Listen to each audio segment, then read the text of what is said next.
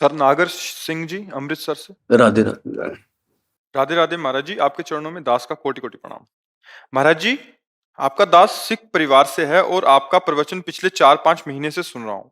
प्रवचन सुनते वक्त मन को अति आनंद प्राप्त होता है और मन करता है कि पूरा वक्त प्रवचन सुनते सुनते ही बिता दूं। गुरुजी, आपकी कृपा से मैंने मांस मछली खाना छोड़ दिया है, पर फिर भी जब किसी को गलत वचन बोल देता हूं तो मन में जलन का आभास होता है। गुरुदेव, मैं चाहता हूं जैसे आप चाहते हैं दास का जीवन वैसा ही बीते। मैं ये भी चाहता हूं कि जिस उपदेश को पूर्ण करने के लिए मुझे ये जीवन मिला है उसको मैं पूर्ण करूं। अभी भी मैं आपका अपने मन की बात इन शब्दों में नहीं बता पा रहा, पर हाँ जी जी। हमारी प्रार्थना जो आपको नाम प्रिय लगे उस नाम को बार बार जपिए। नाम जपने से सब सामर्थ्य अंदर आ जाती है। और हम कटु वचन क्यों बोलें किसी को? देखो, अगर हमको भगवान की प्राप्ति करनी है, जिस काम के लिए हमें मानव देह मिला, तो परुख वचन कबहु न कहाएं। कटु वचन हमें सुन लेना है, दूसरों के सहन कर लेना है, पर हमें कटु वचन बदले में नहीं देना है। क्योंकि जहां हम भगवान की प्राप्ति करना चाहते हैं उन्हीं हृदयों में भगवान बैठे हैं। हमें कटु वचन मिलेगा, हम सह जाएंगे तो हमारा हृदय विशाल हो जाएगा। लेकिन हम कटु वचन बोल देंगे, उसको दुख पहुंचेगा तो हमारा हृदय कमजोर हो जाएगा। जैसा आपने खुद अनुभव किया कि आपके हृदय को बाद में जलन होती है। जहां जलन होती है वहां हम कहीं ना कहीं त्रुटि करते हैं, तभी जलन होती है। गलत होते तब हृदय जलता है। तो हमें लगता है इसका सुधार किया जाए और नाम जप किया जाए। नाम जप से सब ठीक हो जाता है। अधिक से अधिक जितना हम नाम जप करेंगे, साथ में सत्संग सुनी रहे, तो हमारा ज्ञान प्रकाशित होगा और नाम जप हमें बल देगा। उस ज्ञान के प्रयोग के लिए हमें सामर्थ्य चाहिए। जैसे हमें जानते हैं गलत है, ये ज्ञान हो गया। अब इसे नहीं करना, ये भी ज्ञान हो गया। पर अब हमारे अंदर बल नहीं है, तो हम जानते हुए कि गलत है फिर भी हम कर लेंगे। तो हमें ऐसा लगेगा कोई जबरदस्ती हमसे करा रहा है। नहीं नहीं, आप में बल की कमी हो गई, अध्यात्म बल की। तो अध्यात्म बल ये नाम जागृत करता है।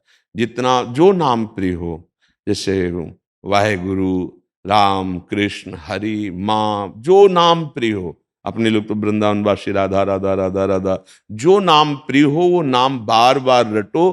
तो जैसे दो लकड़ियों के घर्षण से अग्नि पैदा हो जाती है, ऐसे जिह्वा में चिदानंद महाशक्तिशाली नाम का बार बार रगड़न करने से शुद्ध ज्ञान, शुद्ध भक्ति, शुद्ध वैराग्य अपने आप प्रकट हो जाएगा। ये चली हुई बात कर रहे हैं, केवल लिखी पढ़ी हुई बात नहीं कर रहे हैं। क्योंकि अपने लोग उसी मार्ग में चले हैं। नाम के बल से ही कामादि दोषों को मिटा देना, नाम के बल से ही शुद्ध ज्ञान जागृत हो जाना, नाम के बल से ही लक्ष्य को प्राप्त कर लेना, नाम के बल से ही दूसरों को सुखी कर देना, ये सदैव संतों में चला आ रहा है। वो अपने भजन बल से ही ये तो करते, वही भजन बल आप जागृत कर लो। पैंट शर्ट में रहते हुए, धोती कुर्ता में रहते हुए आप महात्मा हो जाएंगे।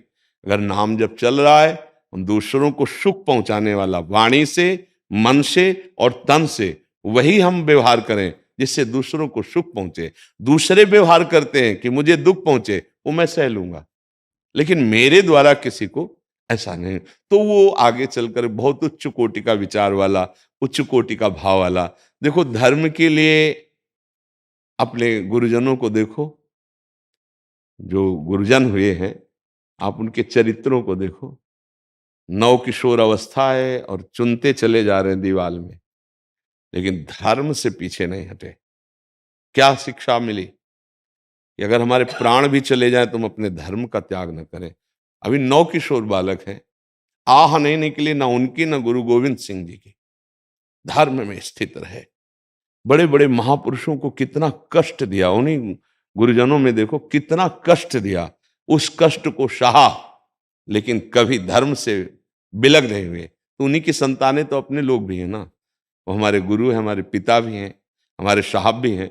उनके आचरण, उनका आदेश यदि हम अपने जीवन में उतारें, मानो गुरुवाणी को अपने जीवन में उतारें, तो हम वैसे ही बन जाएंगे जैसे वो बनाना चाहते हैं। गृहस्थ में रहते हुए भी भगवत प्राप्ति बहुत सरलता से हो जाए यदि हम किसी को दुख देने वाले कार्य ना करें, मन वचन कर्म से, और हर कर्म भगवान को अर्पित कर दें और नाम जप करें, तो निश्चित भगवत प्राप्ति हो जाएगी। ठीक है ना जी। चेतन गोस्वामी जी। राधे राधे महाराज जी। राधे राधे गुरु जी। श्री हरिवंश। गुरु जी, क्रोध आने पर क्रोध को काबू तो कर लेते हैं, पर अंदर ही अंदर वो चीज मन को बहुत अशांत कर देती है महाराज जी। ऐसे में कोई बात नहीं, पहली सीढ़ी पार हो जाएगा उपासक यदि क्रोध आने पर कोई क्रिया ना करे और उसे अंदर ही अंदर सह जाए। अब उस जलन को जो सह गया वो आगे बढ़ जाएगा। यम ही न व्यथ्यंतेते पुरुषम पुरुषर्षभ सम दुखा सुखा धीरम स्वमृतत्वाय कल्पते। काम का वेग, क्रोध का वेग, लोभ का वेग, मोह, मद, मत्सर, इनके वेगों को जो चुपचाप सह लेता है, हृदय जल रहा है, हृदय जल करके शुद्ध हो रहा है। जैसे स्वर्ण आग में डाल दिया जाए तो मल नष्ट होकर चमकने लगता है, ऐसे जो हृदय में ताप लगती है जो ना करने पर, जैसे वो कह रहा काम क्रिया करो, आप नहीं कर रहे तो आपको जलाएगा, वो जलता है और स्वयं शुद्ध होता है मन। तो ये जलन क्रिया तब तक होती रहेगी जब तक वो शुद्ध नहीं होगा। पर अगर क्रियाएं कर दी तो और उसमें मल आ जाएगा।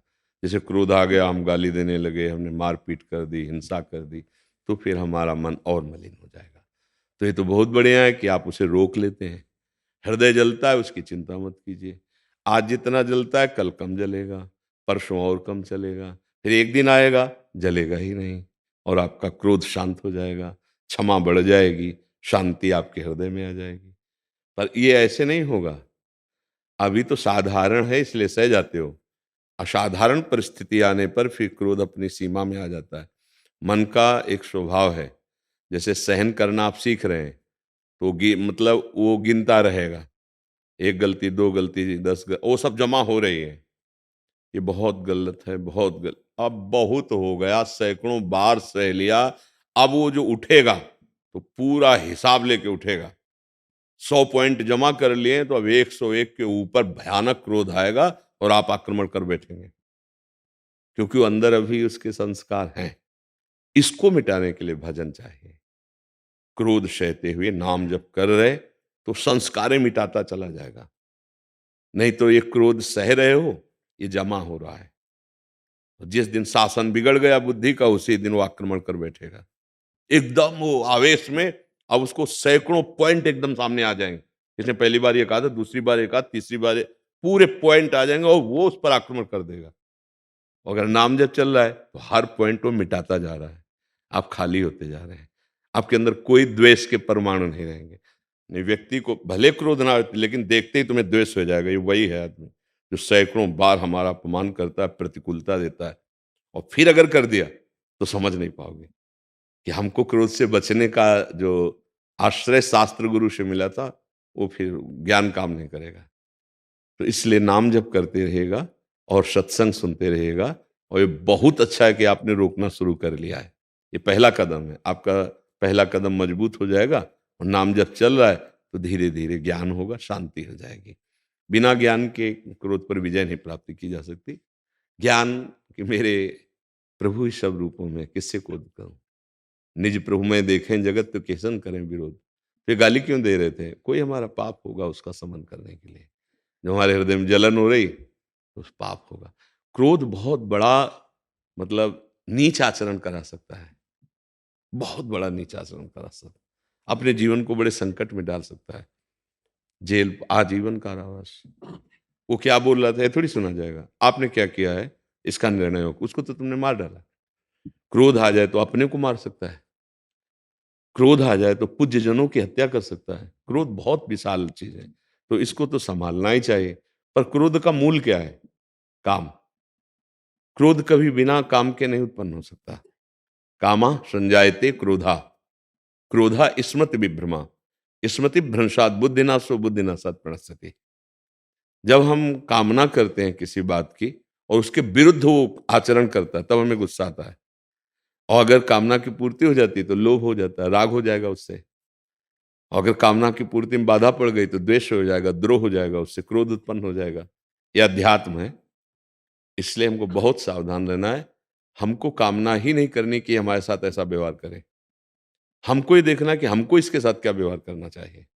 जो अपने कर्तव्य का स्मरण रखता है वो कभी कामी, क्रोधी, लोभी नहीं हो सकता। जो दूसरों के कर्तव्य पर ध्यान देता है कि मेरे साथ इसका क्या कर्तव्य होना चाहिए, मैंने तो इतना किया, इसने ऐसा किया, अब मैं इसको दंड दूंगा, फिर क्रोध आ जाता है। क्रोध को शमन करने के लिए अपने कर्तव्य का ज्ञान होना चाहिए और दूसरे को ये देखना चाहिए कि भगवान इसके द्वारा प्रेरित होकर जो हमें क्लेश दिला रहे हैं, ये मेरे हृदय को पावन किया जा रहा है। तब फिर भी हमने अभी परसों की एकांतिक में कहा था कि हमें क्रोध को भी तब तक रोकना है जब तक केवल मेरे ऊपर है और एक सीमा में है। यदि वो मेरे धर्म पर, मेरे राष्ट्र पर, मेरे गुरु पर, मेरे इष्ट पर, फिर हमारा क्रोध रुकेगा नहीं। कोई हमारे राष्ट्र पर और हमारे को बल मिला है कि हम रोक सकते हैं, तो हम फौरन पहला कदम उठाएंगे और क्रूर होकर के उसको दंड देंगे। यदि हमारे राष्ट्र पर कोई हानि पहुंचावे, हमारे धर्म पर कोई हानि पहुंचावे, मानो जैसे हमें कोई गाली दे रहा, सह गए, अब वो मेरी माँ बहन की तरफ गंदी दृष्टि से देख रहा है, तो हम उसे क्षमा नहीं करेंगे। अब हमारे धर्म की बात आ गई, वो हमारे सामने हमारे इष्ट को गालियां दे रहा है, हमारे गुरु को गालियां दे रहा है, हमारे अब आ गया परम धर्म, अब मैं क्षमा नहीं करूंगा। तो यहां देखना है कि हम अपनी सामर्थ्य के अनुसार धर्म की रक्षा के लिए, अपने पूज्यजनों की रक्षा के लिए, अपने राष्ट्र की रक्षा के लिए हमको क्रोध धारण करना ही है। उस समय क्रोध धारण करना ही हमारा कर्तव्य है। अब उस समय दयावान बन गए ना, तो वो सामने जो धर्म विरुद्ध आचरण करने वाला है वो हमारे राष्ट्र की क्षति करेगा, हमारे समाज को दुख पहुंचाएगा। हम अपने अधिकारानुसार अपने धर्म की, अपने राष्ट्र की, अपने पूज्यजनों की, गुरुजनों की, धर्म की रक्षा के लिए हम उस क्रोध को उस समय क्षमा से भी ज्यादा महान समझते हैं। समझ रहे ना? पर जब मेरे ऊपर बात आएगी तो मैं क्षमा कर दूंगा, लेकिन मेरे धर्म के ऊपर, राष्ट्र के ऊपर बात आएगी फिर नहीं क्षमा करूंगा। इसलिए इसको बार बार व्यक्त कर रहे हैं कि कहीं कोई क्षमा को गलत अर्थ में ना ले ले। जैसे अहिंसा परमो धर्मा शास्त्र आज्ञा करता है, लेकिन कहीं कहीं हिंसा परमो धर्मा, वहां अहिंसा नहीं चलेगी। हाँ, अहिंसा परमो धर्मा है एक सीमा तक, लेकिन कोई हमारे राष्ट्र की क्षति करना चाहता है तो हम ये नहीं सोचेंगे कि अहिंसा परमो धर्मा, फिर तो हानि हो जाएगी ना। कोई धर्म का नाश करना चाहता, हम सोचे अहिंसा परमो धर्मा, नहीं नहीं नहीं, भगवान देखो कह रहे हैं अर्जुन को, मार इनको, मार, उत्तिष्ठ परंतप कौन्ते, मार इनको, क्योंकि अधर्म से, ये धर्म की हानि करना चाहते हो, मेरा अवतार ही हुआ है, धर्म संस्थापनार्थाय संभवाम युगे युगे, मार इनको। और तू नहीं मारेगा तो देख मैं मार चुका हूं, केवल निमित्त मात्र बन, तुझे लड़ना ही पड़ेगा, प्रकृति तेरे से युद्ध करवा देगी, मार इनको। बस ये बात देखना। एक जगह भगवान क्षमा का उपदेश करते हैं उसी गीता जी में, और एक जगह उपदेश करते हैं कि ऐसा कर तू। तो जो अधर्म युक्त वृद्धि को प्राप्त होते ही हमारे धर्म, हमारे राष्ट्र की क्षति पहुंचाना चाहे तो हमारा अधिकार है, हमको कानूनी अधिकार है कि हम उसको रोक सकते हैं, तो हम उतना पूरा कर्तव्य निर्वाह करेंगे। अगर हमारा अधिकार नहीं तो हम कानून को समर्पित करते हैं, हम रिपोर्ट करते हैं, कानून का सहयोग लेते हैं, और धर्म की रक्षा, राष्ट्र की रक्षा, समाज की रक्षा के लिए हम उस पर आवेश धारण करते हैं। ये बात समझना। बड़े बड़े अहिंसा और क्षमावान महात्मा जब देखे कि राजा वेन हुआ और उसने भगवान की निंदा और धर्मात्माओं को त्रास देना शुरू किया, तो गए हाथ जोड़कर समझाया, जब नहीं समझा ना तो एक संकल्प मात्र से तत्काल मृत्यु को प्राप्त करा दिया। महात्माओं के पास संकल्प ही अस्त्र होता है, जा अभी तू प्राणहीन हो जा, इतना कहना था कि अब उसके शरीर को रखा और विचार किया कि राजा नहीं होगा तो अराजकता फैल जाएगी, तो मंत्रों से प्रकट किया। दाहिनी भुजा से भगवान पृथु का अवतार हुआ और बाईं भुजा से महारानी अर्ची का, और तत्काल राज्याभिषेक किया। मंत्र बल से भगवान को प्रकट कर दिया मुर्दे से, दाहिनी भुजा से भगवान पृथु, बाईं भुजा से अर्ची महारानी, और तत्काल अभिषिक्त करके और फिर कहा आप राज्य का शासन कीजिए धर्मयुक्त। देखा, महात्मा सब विरक्त महात्मा, सब क्षमावान, सब अहिंसा धर्म का अवलंबन करने वाले, लेकिन हिंसा कर दी, क्योंकि उस समय हिंसा ही परम धर्म है। ऐसा दुष्ट राजा अगर जीवित रहेगा तो प्रजा का नाश कर देगा, ये समझना पड़ेगा। समझ रहे ना? आशीष गंभीर जी दिल्ली से। श्री वंश गुरुदेव। राधे राधे महाराज श्री, आपके चरणों में कोटि कोटि प्रणाम। गुरुदेव, जब कोई हमारे सामने किसी संत, गुरु या धर्म की निंदा करता है तो क्या ये उसके बुरे कर्म बन रहे हैं? हाँ, उस स्थिति में हमें क्या करना चाहिए? हट जाना चाहिए, या तो उसका मुंह बंद कर देना चाहिए, या तो कान में अंगुली डाले और वहां से हट जाए यदि अपनी सामर्थ्य न हो, अपनी सामर्थ्य हो तो उसकी जबान बंद करने का आदेश कर दे, अब दोबारा नहीं, बहुत हो गया। अगर आपकी जबान अब खुली तो आप दंड के अधिकारी हो जाएंगे, या सामर्थ्य ना हो तो हट जाए वहां से। दो में एक बात करनी है। ऐसे जैसे कभी ऐसा अवसर आया है अपने को तो हमने हाथ जोड़ करके कहा कि बस बस, अब इसके आगे नहीं। अब आप सादर यहाँ से जाइए, आपको अतिथि भाव से सम्मान इसलिए दिया था कि भगवत चर्चा करेंगे, और अपने धर्म की निंदा, आप हमारे राष्ट्र की निंदा, या आप हमारे निज धर्म भागवत धर्म की निंदा करेंगे तो बस आपका हो गया, आप उठिए और यहाँ से चले जाइए। ये प्रार्थना, अगर हमारी प्रार्थना मान ली जाती तो ठीक है, नहीं तो हम बाबा जी दंड तो देंगे नहीं, हम उठ के खुद चले जाएंगे, इस सभा का त्याग कर देंगे, या वो सभा से हट के चला जाए, और या हम स्वयं सभा का त्याग कर देंगे। ऐसी सभा में ना हम उसे बैठने देंगे, अगर नहीं ऐसा तो हम नहीं बैठेंगे। जहाँ हमारे धर्म की निंदा हो, जहाँ संत संत संभ श्री पद अपवादा, कही सुनीता असमर्यादा, काटी जीव तासुज बसाई, श्रवण मूंद न त चले पराई। हम जीव तो नहीं काट सकते, लेकिन हम कान में अंगुली डाल करके हट सकते हैं कि अब एक भी शब्द हम निंदा का नहीं सुन सकते, और ऐसी सभा का त्याग कर देना चाहिए। अगर उस सभा में बैठा हुआ अधर्म को देख रहा है और सुन रहा है, तो वो भी वैसे ही दंड का अधिकारी होगा जैसे भीष्म पितामह और द्रोणाचार्य हुए। इतने बड़े धर्मात्मा, लेकिन द्रौपदी निर्वस्त्र की जा रही थी, किसी ने भी खड़े होकर नहीं रोका, तो सबकी हालत खराब हो गई, मार मार के गिरवा दिया भगवान ने। 6 महीना बाणों की सैया में भीष्म पितामह ने गर्दन उतरवा ली धृष्टद्युम्न से कह के, अस्वस्थामा हतो, बस इसी शब्द ने उनको बेशुद्ध कर दिया, गर्दन उतरवा ली, दौड़ करके धृष्टद्युम्न ने काट ली गर्दन द्रोणाचार्य जी की। इतने बड़े महात्मा धनुर्धर की ऐसी दुर्गति, क्योंकि उस सभा में बैठे थे, जिस सभा में एक महान पतिव्रता देवी निर्वस्त्र की जा रही थी। अग्निकुंड से प्रकट हुई द्रौपदी जी हैं, कोई साधारण माता पिता से प्रकट हुई नहीं, साक्षात अग्निकुंड यज्ञ कुंड से प्रकट हुई देवी है। ऐसी देवी का उपहास वो पूछ रही थी चिल्ला चिल्ला के, क्या ये धर्म है? पर कोई उत्तर नहीं दे रहा था। जितने उत्तर नहीं दे रहे थे सबको दंड मिला। पांडवों को दंड मिला 12 वर्ष का वनवास, 1 वर्ष का अज्ञातवास, और कौरवों को दंड मिला कि वंश में कोई नहीं रह गया, सबका विनाश हो गया। ऐसे कैसे किसी का अपमान हो रहा है? तो जहां हमारे संत का, जहां हमारे धर्म का, जहां हमारे राष्ट्र की बात आएगी, वहां फिर या तो हम असमर्थ हैं तो हट जाएंगे कान में अंगुली डाल करके कि शब्द नहीं सुनेंगे, और समर्थ हैं तो हम तुम्हारी जबान बंद करेंगे, तुम्हें बोलने नहीं देंगे। ये है। वो जो कर रहा है वो तो पाप है ही, लेकिन हमको भी पाप लगेगा यदि हमने सुना और हम उसे सुन करके हम भी सम्मिलित हो गए। हमको क्या लेना देना है? नहीं, क्यों नहीं लेना देना? हमारे राष्ट्र की बात हो रही, हमारे धर्म की बात हो रही, हमारे प्रभु की बात हो रही, हमारे भगवत प्रेमी महात्माओं की बात हो रही, हम कैसे सह सकते हैं? फिर ये बात ऐसे आ जाए। नहीं, निश्चित है ऐसे अपराध करने वाला सारे सुकृत नष्ट कर देता है, आगे चलकर दुर्गति को प्राप्त होगा। बहुत विवेक से चलने के लिए हमें मानव देह मिला है। ऐसे ना किसी की निंदा कर दें, किसी का अपमान कर दें, किसी धर्म की अवहेलना कर दें। जैसे यहाँ कोई विविध प्रकार के धर्मों का नाम ले, तत्काल लोग देते, ए शांत, हमारी दृष्टि में सब भगवत स्वरूप है, आप अपनी बात कीजिए, बस आप अपना प्रश्न कीजिए, बाहर क्या हो रहा है जिसको परेशानी हो आकर प्रश्न करे। हम ही नहीं कह सकते किसी धर्म के लिए। सब अपनी अपनी जगह चले, सब अपनी अपनी जगह कर्तव्य का पालन करें। सब धर्म हमारे भगवान के ही हैं, पर समझे, उस बात को समझे। कोई धर्म झगड़ा नहीं सिखाता, कोई धर्म किसी की अवहेलना नहीं सिखाता, कोई धर्म किसी को हिंसा करना नहीं सिखाता। ये अधर्मीय किसी धर्मावलंबी का आश्रय नहीं ली, कोई भी धर्मावलंबी नहीं जो हिंसा करते हैं, जो लड़ाई झगड़ा करते हैं, जो बिना किसी अपराध के दंड देते हैं दूसरों को। तो अपना जितना अधिकार हो उसके अनुसार दंड दे, नहीं तो हमारे लिए दंड विधान कानून है। हम तत्काल कानून को सूचना दें और उनके अनुसार फिर हम चलें।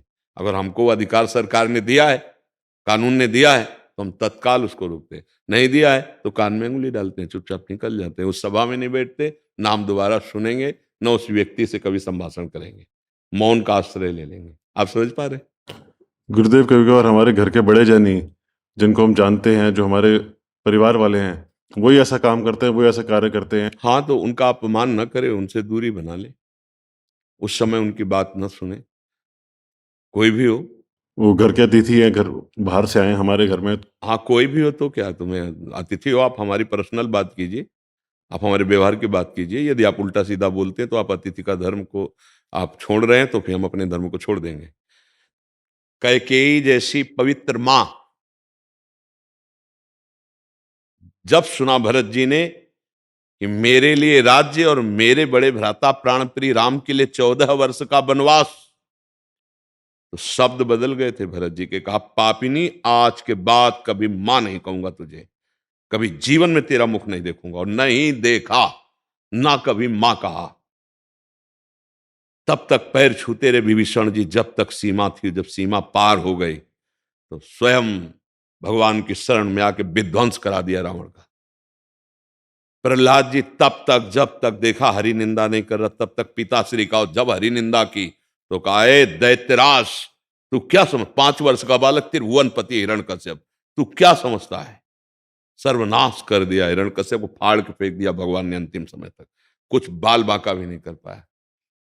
तो हम भक्ति मार्ग और भगवत मार्ग या धर्म मार्ग के पथिक है, तो बात करने में हिचकना चाहिए। आप हमारे रिश्तेदार हैं, आपका स्वागत है, आप अपने विषय की बात कीजिए, मेरे विषय की बात कीजिए।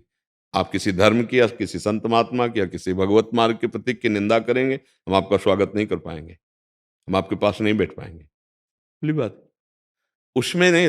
मान लो पिता है या कोई भी है, आप धर्मयुक्त वार्ता कीजिए तो हम सुन लेंगे, लेकिन आप अगर चाहें कि अधर्मयुक्त वार्ता करें और निंदा करें, धर्म विरुद्ध आचरण करें, हम आपको बर्दाश्त नहीं कर पाएंगे, हम आपसे दूरी बना लेंगे, कोई भी हो। देखा ना, दैत्यराज कहकर बात की 5 वर्ष के बालक, ए दैत्यराज, क्या समझता है ये मति किसी के बहकाने से बहकती है? ये गुरु कृपा से हरि में लग गई। अब तेरी क्या ताकत है कि मुझे हरि से विलग कर सके? क्या क्या नहीं करवाया प्रहलाद जी के साथ, बाल बांका भी नहीं करो। और खंबे से प्रकट होकर भगवान ने फाड़ के फेंक दिया चटाई की तरह। हिरण्यकश्यप त्रिभुवनपति अगर दहाड़ दे, भुजा ठोक दे तो बड़े बड़े लोकपाल घुटनों पे आ जाए, ऐसा महाबली। भगवान ने ऐसे हर वरदान को काट के, जय जो जो वरदान मांगे थे सबको फेल करके फाड़ के फेंक दिया। और 5 वर्ष का प्रहलाद भक्तराज पदवी को प्राप्त हुआ। वो पिता पिता नहीं, वो माता माता नहीं, वो गुरु गुरु नहीं, वो शिष्य शिष्य नहीं, वो मित्र मित्र नहीं, वो संबंधी संबंधी नहीं, जो मुझे भगवान की निंदा सुनाए और भगवान से विमुख कर दे। नहीं, तजेव पिता प्रहलाद विभीषण बंधु भरत महतारी, गुरुबल तजेव कंत ब्रज बनितन, भेमुद मंगल कारी, जाके प्रीन राम वैदेही, तजिए ताहि कोटि बैरिसम, यद्यप परम स्नेही। ये भगवत मार्ग है और धर्म मार्ग है। देखिए, समझिए धर्म के स्वरूप को। अंबा ने जब देखा कि भीष्म जी अपहरण करके लाए, अपने साथ ब्याह नहीं करेंगे, वो विचित्र वीर के साथ ब्याह करेंगे, तो उसने कहा, नहीं नहीं, मैं ऐसे पौरुषून राजकुमार के साथ कभी ब्याह नहीं कर सकती, जिसकी ताकत नहीं थी कि काशी में आकर के और मुझे अपहरण करे, उसको मैं नहीं जाऊं। तुमने अपहरण किया या तो तुम स्वीकार करो, नहीं तो मैं साल्व को पहले से चाहती थी। साल्व के पास भेज दिया भीष्म जी ने, उसने वापस कर दिया। तुम्हें जिस समय वीर ने जीता और उस समय मैं हार गया उससे, अब मैं तुम्हें स्वीकार नहीं कर, तुम जीती हुई भीष्म की हो, अब मैं तुझे स्वीकार नहीं कर सकता। फिर भीष्म के पास है, भीष्म ने कहा, कदापि स्वीकार नहीं कर सकता, मेरा दृढ़ व्रत है, मैं अखंड ब्रह्मचारी का नियम लिए हुए हूं। अब वो इसी खोज में कि कौन मेरी बात को मनवावे भीष्म जी से, तो गुरु के पास भगवान परशुराम गुरु हैं, युद्ध विद्या के विशारद भगवान परशुराम जी गुरु हैं भीष्म जी के। तो जब प्रार्थना करी कि भगवान इसमें मेरा क्या दोष है, मैं तो साल्व का ही वर्ण करती, जबरदस्ती उठा लाए भीष्म, और जबरदस्ती लाए बल से। काशी में चैलेंज करके लाए थे कि मैं हस्तिनापुर महाराज ने इस विचित्र वीर के लिए तुम तीनों का अपहरण करता हूं, किसी की ताकत हो। बहुत युद्ध हुआ, सबको परास्त करके अपहरण करके लाए थे। कहा था मैं विचित्र वीर के लिए ले जा रहा हूं। अंबा ने कहा कि उन्होंने अपहरण किया, वो करते, उन्होंने तो किया नहीं, और साल्व ने स्वीकार नहीं किया। भगवान, मैं एक बार उसको परास्त होना देखना चाहती हूँ, वो आपका शिष्य है, यदि आप आज्ञा से दीजिए उनको या युद्ध कीजिए, मैं आपकी शरण में हूं। भगवान परशुराम ने कहा, आज तक जो शरण में आया मैं उसका त्याग नहीं किया, ये शरणागति का लक्षण। अब मैं प्रयास करता हूं तुम्हारी मन की वृत्ति के अनुसार मैं तुम्हें संतुष्ट कर पाऊं। चलो, साथ गए, भीष्म जी से कहा, तो ये धर्म का विषय, तुम हमारे शिष्य हो, हमारी आज्ञा अंबा को स्वीकार करो। उनका, भगवान, ये नियम हम आजीवन के लिए ले चुके हैं, पूरा विश्व जानता है कि भीष्म अपनी प्रतिज्ञा से कभी टलते नहीं। मैं अखंड बाल ब्रह्मचारी आजीवन ब्रह्मचर्य का नियम ले चुका हूं, मैं कैसे स्वीकार कर सकता हूं इस स्त्री को? तो उनका कि या तो अंबा को स्वीकार करो या मेरे से युद्ध करो। तो उनका स्वीकार है युद्ध आपसे, अंबा को स्वीकार नहीं कर सकता। गुरु हैं, प्रत्यंचा चढ़ाना सिखाया है परशुराम जी ने भीष्म जी को, और ऐसा भयानक युद्ध हुआ पृथ्वी कांप गई, क्योंकि दोनों महान धनुर्धर गंगा पुत्र भीष्म और भगवान परशुराम जी, आखिरकार एक बाण जिसका परशुराम जी को भी ज्ञान नहीं था, क्योंकि गंगा जी ने बहुत जगह शिक्षा दिलवाई थी। अद्वितीय वीर भीष्म जी, जे भी उन्होंने उस बाण को संधान किया, आठों वसु प्रकट हुए, उनका नए नए नए गुरु का ऐसा अपमान नहीं। ये बाण मार दिया तो परशुराम जी ने, और परशुराम जी भगवान के अवतार है, वह अब भी विराजमान है। भी बाण नीचे उतारो तो उनका नहीं, छात्र धर्म के अनुसार मैं अपने ये गुरु से युद्ध कर रहा हूं। जब युद्ध करने जाते थे, कई दिन हुआ, 20वें दिन युद्ध हुआ, तो पहले 7 परिक्रमा करते थे गुरु के रथ के, साष्टांग दंडवत होते थे और कहते थे विजय श्री का आशीर्वाद दीजिए। तो कहते थे मेरे से तो युद्ध करना, विजय श्री का आशीर्वाद कैसे दे सकता हूं तेरे को? हाँ ठीक है, तो स्वस्थ होकर के जितनी विद्या जानता है मेरे से युद्ध कर, मैं यही तुझे आदेश करता हूं। रोज ऐसा होता था। वो गुरु महिमा को नहीं टाला, लेकिन अपने नियम को, अपने धर्म का पालन करने के लिए गुरु से भी युद्ध कर लिया। फिर आखिरकार सब देवताओं ने, देवर्षि नारद जी ने, बड़े बड़े ऋषियों ने परशुराम जी से कहा आप अपना रथ पीछे करो, तभी अगर ये बाण संधान हो गया तो महाराज आपका बचना असंभव। तो उन्होंने अपना रथ थोड़ा पीछे किया, सो भीष्म जी उतर गए, साष्टांग दंडवत किया गुरुदेव। तो उन्होंने अम्बा से कहा हमारी बस नहीं है, तुम्हें जो मन आवे सो करो जा करके, और चले गए। ये जो हमने नियम लिया है, जो हमने धर्म लिया है, उसका विरोध अगर कोई करे, वो बात समझ ली अपने गुरु से। अगर हम धर्म पूर्वक चलेंगे तो हमारे बुजुर्ग या हमारे आसपास के, या तो उनको सुधरना होगा या फिर हमें उनसे दूरी बनानी होगी। क्योंकि अगर कोई हमारे भगवान की निंदा करे, भक्तों की निंदा करे, संतों की निंदा करे, हम उसे सुनेंगे तो हमारा अंतःकरण मलिन हो जाएगा और हम भगवत मार्ग से वंचित हो जाएंगे, पक्का है। इसलिए हमें धर्म पूर्वक चलना है।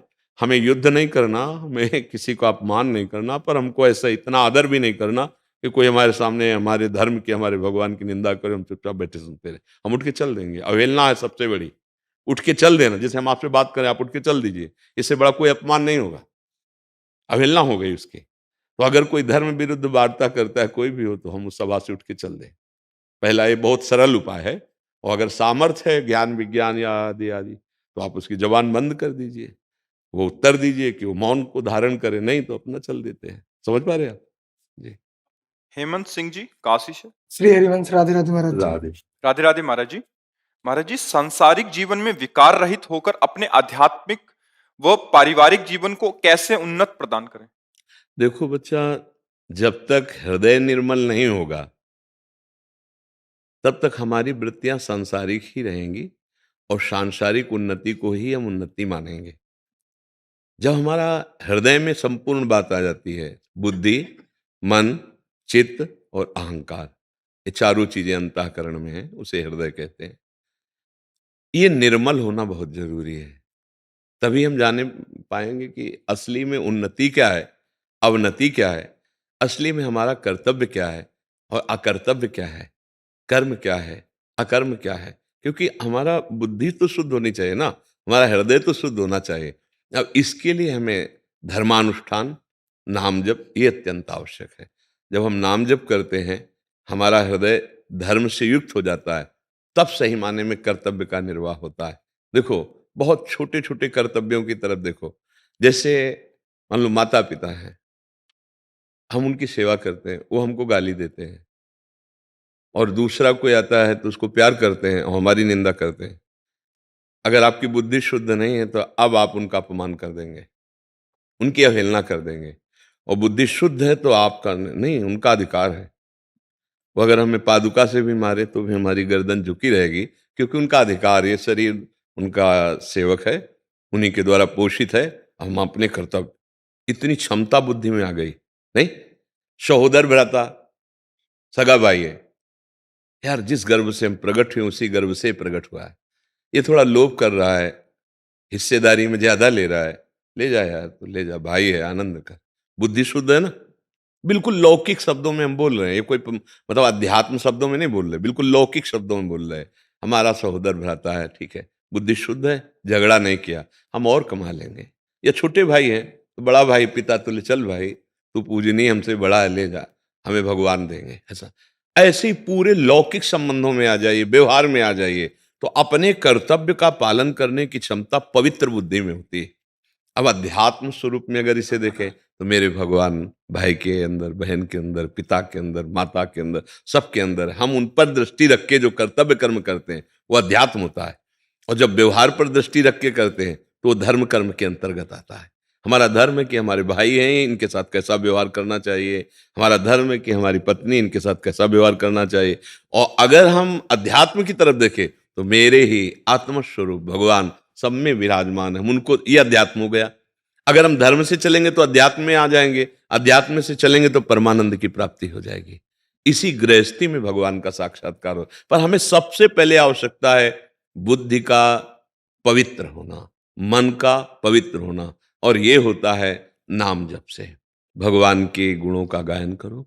कुछ स्तोत्र हैं भगवान के, पढ़े लिखे हो तो कुछ स्तोत्र गाओ, नाम जप करो, और थोड़ा पाठ गीता या भागवत के 2-4 श्लोकों का अर्थ सहित करके उनका मनन करो और अपने कर्तव्य का पालन करो। कर्तव्य तो समझ रहे ना?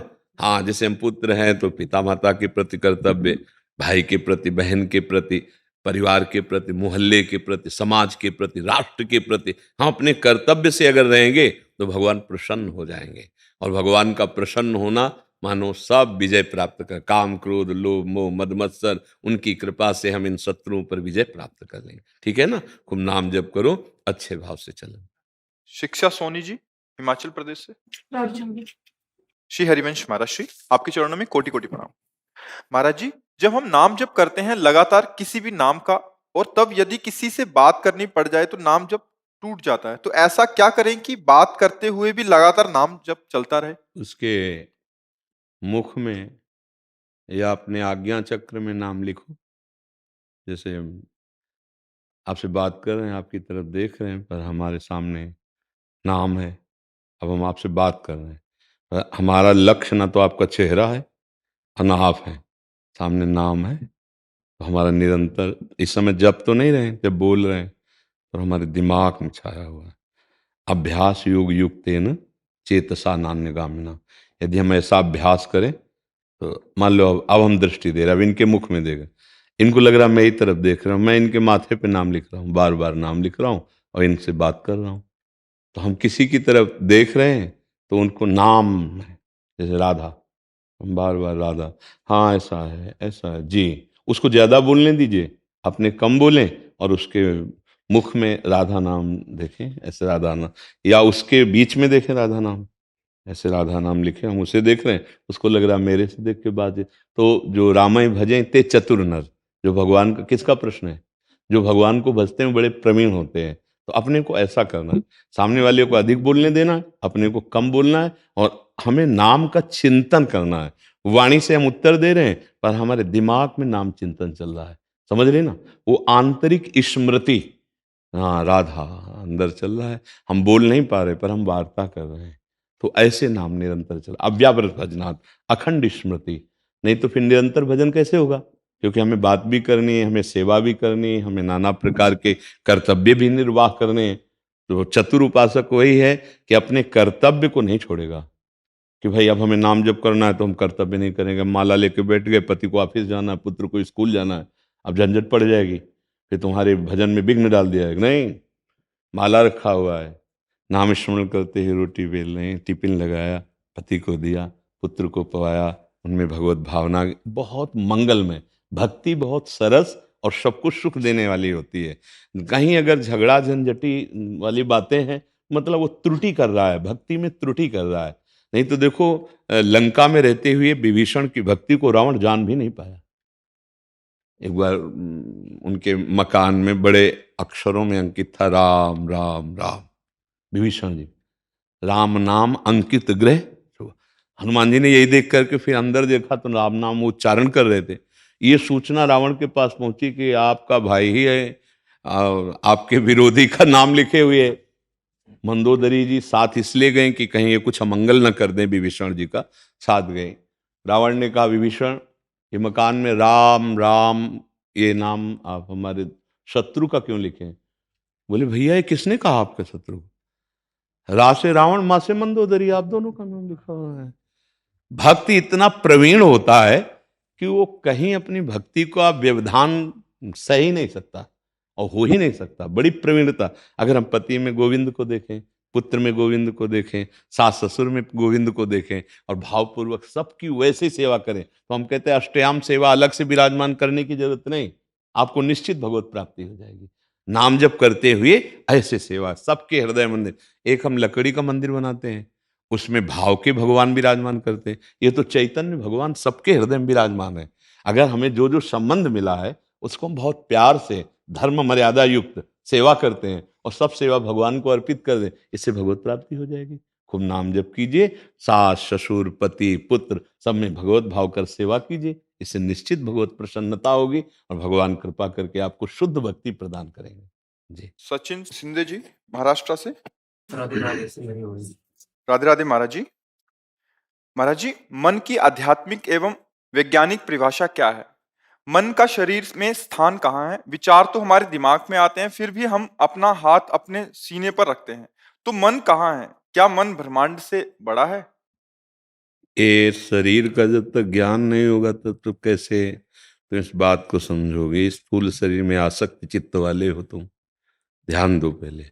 एक है स्थूल शरीर, जिसे आप जागृत अवस्था में जानते हैं। यही जब सूक्ष्म शरीर शयन करने की स्थिति में जाता है तो स्थूल शरीर का भान खत्म हो जाता है। आपका एक शरीर सैया में सोया हुआ है, आपको ज्ञान नहीं रहता, और उस समय यदि इंद्रियां सुषुप्ति में लीन हुई और मन केवल बचा रहा तो स्वप्न का वो स्वरूप रच देता है, और उस समय एक नवीन शरीर होता है स्वाप्निक, जिसमें दुख और सुख का बराबर वैसे ही बोध होता है जैसे स्थूल शरीर में। फिर जब मन लीन हो जाता है सुषुप्ति में, तब गाढ़ सुषुप्ति अवस्था होती है, लेकिन मुझे पता ही नहीं चला 5-6 घंटे सो गए। फिर उस सुषुप्ति अवस्था में जो मुझे पता नहीं चला मैं 5 घंटे सो गया, वो जो बोध कराता है वो आत्मस्वरूप होता है, और जिसको स्वभावगत बोध होता है वो कारण शरीर होता है। जो सूक्ष्म शरीर में अहम प्रधान, अंतःकरण में मैं धर्म से प्रधान है। ये स्थूल शरीर आप जो देख रहे हैं पंचभूतों से रचित है, सप्त धातुएं इसमें भरी हुई हैं। इसका शासन सूक्ष्म शरीर से चलता है। जैसे नेत्र हमारे तभी देख सकते हैं जब मन हमारे साथ हो, नेत्रेंद्रिय के। हमारी आंख खुली लेकिन मन कहीं और है तो सामने से दृश्य गुजर जाएगा, मुझे पता नहीं चलेगा। पास में बैठी कोई वार्ता हो रही लेकिन श्रवणेंद्रिय को साथ मन ने नहीं दिया तो आप कहोगे जरा दोबारा बोलिए, क्यों? बोले मेरा मन कहीं और था, अब मैं आपकी बात सुनूंगा। मतलब इंद्रियां वही कर सकती हैं जो मन करवाता है, मन वही कर सकता है जो बुद्धि करवाती है। तो अंतःकरण है एक, ये ध्यान के द्वारा देखा जा सकता है, विज्ञान के द्वारा नहीं। विज्ञान में आज तक इतनी सामर्थ्य नहीं है जो मन का अल्ट्रासाउंड कर दे। है केवल स्थूल शरीर का चीरफाड़ कर सकते हो, स्थूल शरीर का आप एक्सरा कर सकते हो, सिटी स्कैन कर सकते हो, अल्ट्रासाउंड कर सकते हो, लेकिन आप सूक्ष्म शरीर का नहीं कर सकते। ये देखो, ये बुद्धि है, ये मन है, ये चित्त है, ये अहंकार है। आज तक कोई वैज्ञानिक इसको दिखावे? नहीं दिखाएगा ना। अच्छा, है सबके, इसका अनुभव होता है। मेरा मन, बोले मेरी बुद्धि काम नहीं कर रही, बोले अब चित्त खिन्न है इसलिए कुछ चिंतन नहीं बन रहा, मुझे कुछ नहीं करना अभी। कर्तृत्वाभिमान अहंकार, करना ना करना, संकल्प विकल्प मन, क्या करना क्या नहीं करना निश्चय बुद्धि, और जो करना है उसका कैसे करना चिंतन, ये चित्त। ये 4 अंतःकरण में है, ये सूक्ष्म शरीर के अंतर्गत है। जो हम ऐसे रखते कि अभी हमारा दिमाग काम नहीं कर रहा है तो बाहरी क्रिया को केवल कर रहा है, बात उसकी बुद्धि की है। अभी बुद्धि निर्णय नहीं कर पा रही है। जो जैसे आप कहते हैं कि छाती में हाथ धरता है तो उसकी बाहरी क्रिया है, वो छाती के अंतर्गत कहीं नहीं मिलेगा। आप ऑपरेशन करके देख लो, आज तक पोस्टमार्टम में ये निकला हो कि ये मन निकला, ये बुद्धि निकली, ये चित्त निकली, नहीं, बस पार्थिव अंगों का वर्णन है। ये अध्यात्म में देखा जाता है। जब हम अंतर्मुख होते हैं, पवित्र मन, पवित्र बुद्धि, पवित्र चित्त और पवित्र अहंकार, तब हम इनका परिचय पाते हैं। ये मन, ये बुद्धि, ये चित्त है। अब काम आया, अब क्रोध आया, अब लोभ आया, पता चलता है, अब अहंकार, अब वाणी का वेग है, अब जनेन्द्री का वेग है, अब हमारे अंदर ऐसा वेग आ रहा है। वो उपासक उस बात को देखता है स्थूल शरीर में, सूक्ष्म शरीर में और कारण शरीर स्वभावगत। अभी तो हम लोग केवल स्थूल शरीर का परिचय जानते हैं और यह इतना बड़ा है कि ब्रह्मांड छोटा है इसके आगे।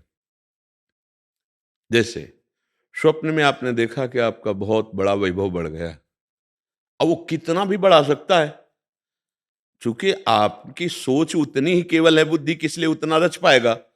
अगर वो और बड़ा तो देवराज इंद्र के पद का अनुभव करा देगा, आप देवराज इंद्र हो गए, आप ब्रह्मा हो गए, ऐसा भी अनुभव करा देगा और ऐसा भी अनुभव करा देगा कि आप भगवान हो गए।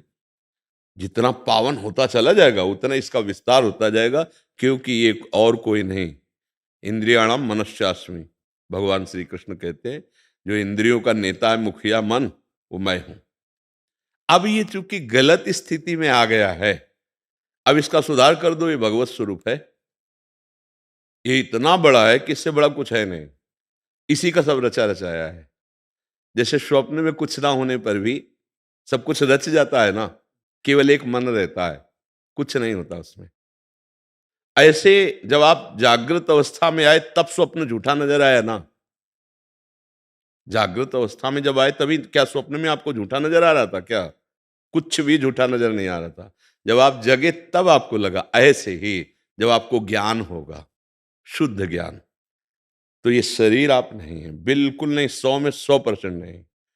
मतलब ऐसा हो कि 80% नहीं, 20% है, 100 के 100% आप ये शरीर नहीं है। आपका सूक्ष्म शरीर जो मन, बुद्धि, चित्त, अहंकार, 5 ज्ञानेंद्रियां, 5 कर्मेंद्रियां और कारण शरीर, सतोगुण, रजोगुण, तमोगुण जनित स्वभाव, आप ये कुछ नहीं है। आप इनके दृष्टा हैं, आप इनके जानने वाले हैं।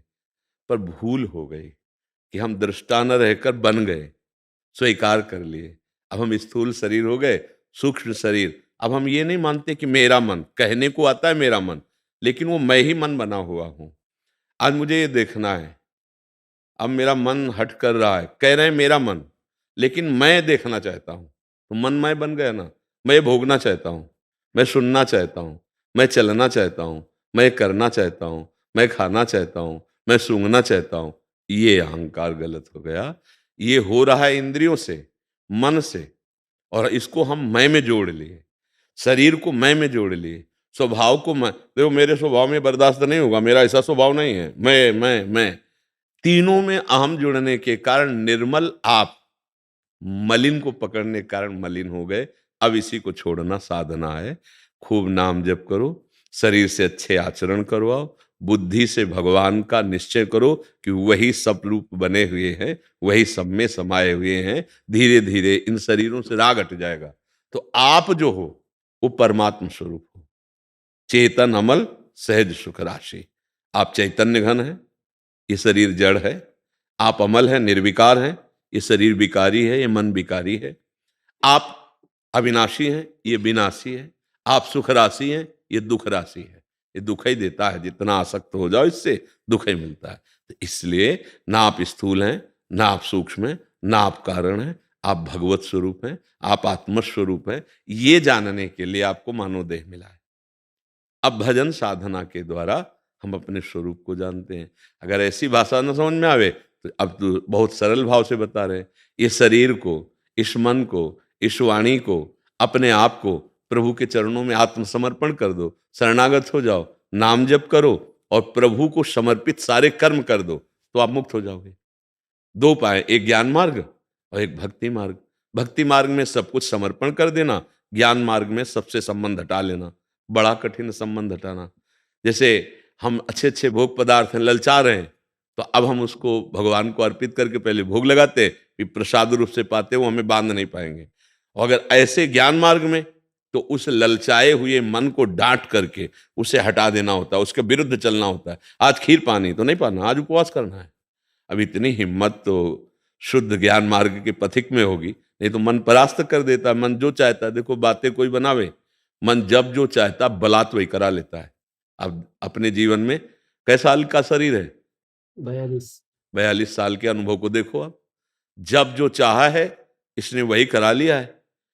अब ऐसा आप जब ये चाहें कि मुझे भगवत प्राप्ति करनी, फिर इसको सुधारें नाम जप के द्वारा, साधना के द्वारा, तब ये प्रभु की तरफ लगेगा। नहीं तो शरीर में ही लगा हुआ है, स्त्री शरीर, पुत्र शरीर, माता पिता का शरीर, भोगों का और नाना प्रकार के व्यवहार का, पदों का, इसी का केवल इसके अंदर लालच है। इसको भगवान से मिलने का लालच तो है नहीं। तो अब इसके लिए हमें साधना चाहिए। और इसी में फिर होता है कि अरे यार, हम तो गृहस्थी में हैं, भजन और साधन तो केवल बाबा जियों का है, ना कोई यहाँ गृहस्थ है ना कोई विरक्त है, सब भगवान का अंश है। भगवान की प्राप्ति के लिए हमें मानवदेह मिली, भगवत प्राप्त होकर खूब गृहस्थी का संस्कार जो है धर्म पूर्वक करो, कोई परेशानी नहीं। एक रोल करना है, अभी रोल नहीं, आप सत्य में हो कि शरीर मैं हूं, सत्य, मेरा ये पत्नी है पक्का सत्य, मेरा पुत्र है पक्का सत्य, आप इस पे हो अभी। जबकि ऐसा नहीं है, आपको एक अभिनय मिला है, पति का अभिनय मिला है, पुत्र का अभिनय मिला है, पिता का अभिनय मिला है, जो धर्म रूपी कर्तव्य कर्म कहा जाता है, वो अभिनय है। ना आपका कोई पुत्र है, ना आप किसी के पिता हो। सच्ची मानिए, आप भगवत स्वरूप हो, आपके सामने जो भी हो सब भगवत स्वरूप है। ये माना हुआ संबंध मिटाना होगा अंदर से, और व्यवहार पक्का वैसे ही करना है। देखो जनक जी महाराज को, ज्ञानियों के गुरु हैं, पूरा धनुष यज्ञ का आप विवरण पढ़कर देखिए। एक पिता की तरह विलाप करते हैं कि यदि मैं जानता ऐसा कि कोई अजगौ का खंडन करने वाला पैदा ही नहीं हुआ, तो मैं कभी ऐसा प्रण नहीं लेता, मेरी जान की कुंवारी रह जाएगी। और अश्रु प्रवाह कर रहे हैं। देखो क्या है, और हैं कौन? सुखदेव जी जैसे महापरमहंस के गुरु हैं जनक जी। क्या उनको ज्ञान नहीं है? पर अब जो पिता का कर्तव्य मिला है वो ठीक वैसे, राजा का कर्तव्य ठीक वैसे, पति का कर्तव्य ठीक वैसे कर रहे हैं। बस यही कर रहा है। अभी हम कर्तव्य कर्म को कर्तव्य मानकर नहीं कर रहे, अभी अहंकार से प्रेरित होकर कर रहे हैं। ये मेरी पत्नी है, मेरा पुत्र है, ये और ये है किसी के नहीं। मान लो 42 वर्ष पहले आप कहाँ थे, आपको पता नहीं था। आपका कौन कौन था, आपको पता नहीं था। ऐसे ही प्लस और 42 जोड़ लो, इससे ज्यादा शरीर तो रहने हैं नहीं, कलयुगी शरीर है। फिर कहाँ जाओगे? फिर ये सब भूल जाओगे, ये शरीर भूल जाओगे, इस शरीर के संबंधियों को भूल जाओगे। फिर एक नई योनि मिली, फिर एक नया संबंध बना। ऐसे अनंत जन्मों से हम भटक रहे हैं। अब सुधार कर लो, मन को सच्चिदानंद प्रभु के नाम में लगा दो, तन को अच्छे कार्यों में लगा दो, दूसरों को सुख देने वाले कार्य, अपने कर्तव्य कर्म को भगवान को समर्पित कर दो। वो शुद्ध ज्ञान हृदय में देंगे और इस संसार से हम मुक्त हो जाएंगे। समझ पा रहे हैं आप जी? राधा राधा राधा राधा राधा राधा राधा राधा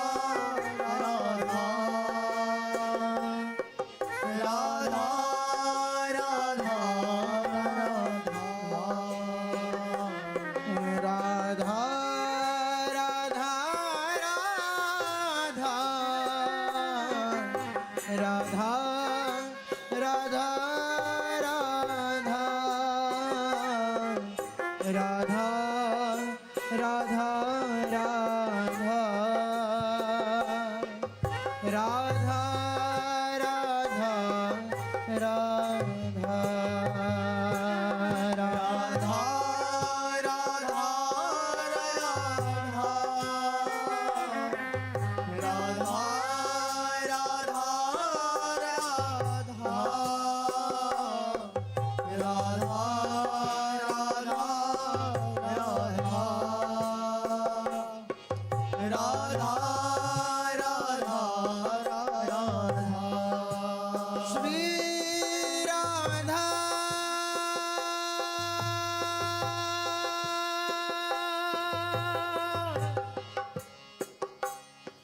राधा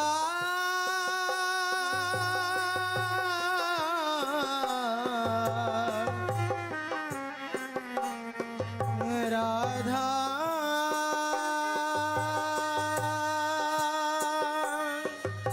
राधा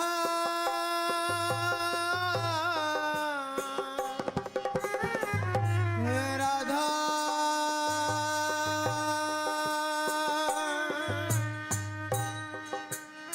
श्री राधा